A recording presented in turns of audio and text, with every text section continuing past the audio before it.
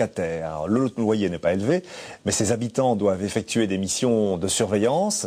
C'est le prix à payer pour vivre dans l'hôpital désaffecté. Pierre Huidard a rencontré l'un des 3 concierges du refuge. Un reportage réalisé avec des images de Nicolas Torreblanca et Guillaume Dujardin. Attila Nagui a 19 ans, 2 chiens et un métier dans l'Oreca qui lui permettrait d'avoir un logement normal en ville.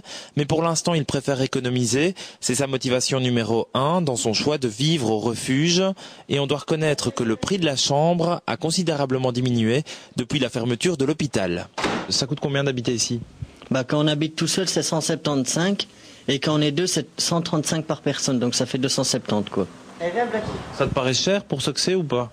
Non, franchement, non, je trouve pas. On a 4 grosses pièces, quelques petites pièces, mais en tout, on a plus ou moins 200 mètres carrés. De l'espace, un loyer peu élevé, des charges d'eau et d'électricité comprises, le bon plan, quoi. Ah oui, en contrepartie, les 3 locataires actuels sont invités à ouvrir l'œil sur ce qui se passe dans l'hôpital et aux alentours. Ils nous demandent juste de surveiller ici, quoi. Vu que c'est un ancien lieu public et les gens qui pourraient venir, ils pourraient avoir des squatteurs et tout. Donc on doit un peu de temps en temps faire une petite ronde quoi. Mais bon, il n'y a jamais rien quoi. Quand les gens ils viennent, c'est plutôt la nuit ou quoi, ou quand il n'y a personne. Apparemment, ils arrivent à prévoir qu'il n'y a personne quoi. Je sais pas comment ils font. Quoi, il y a déjà des rôdeurs qui sont venus ? Ouais, il y a déjà des gens qui s'étaient rentrés, ouais, 1 fois, 2 fois même je pense. Et ça s'est passé comment ? J'ai entendu du bruit en haut comme quoi des meubles qui se faisaient pousser quoi. Je sais pas si c'était ça réellement, mais je me suis demandé quoi. Ça fait un peu peur, non, d'habiter dans un hôpital désert ? Au début, c'est pas que ça fait peur, c'est qu'au début, ça fait un peu bizarre quand même. On est tout le temps sur la méfiance et tout. Mais bon, après, ça passe, hein, avec l'habitude. La protection par occupation, la société Lancelot en fait son business depuis plusieurs années. Sa force, c'est le prix qu'elle demande aux propriétaires du bâtiment.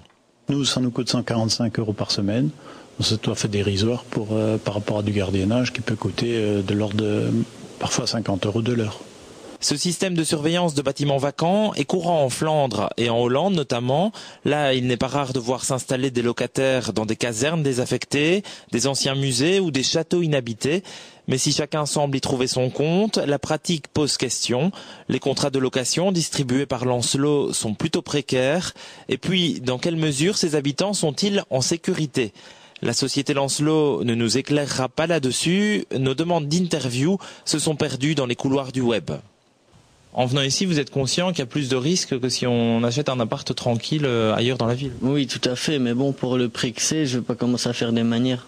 Je pense aussi qu'au cas où ils se sentiraient en insécurité, nous, on a le gardiennage interne du site ici à l'hôpital qui est appelable là-bas 24h/24. On a la police qui est appelable 24h/24. Les gens qui habitent là ont des numéros de téléphone pour faire les liaisons, donc ils sont quand même pas perdus complètement dans la nature.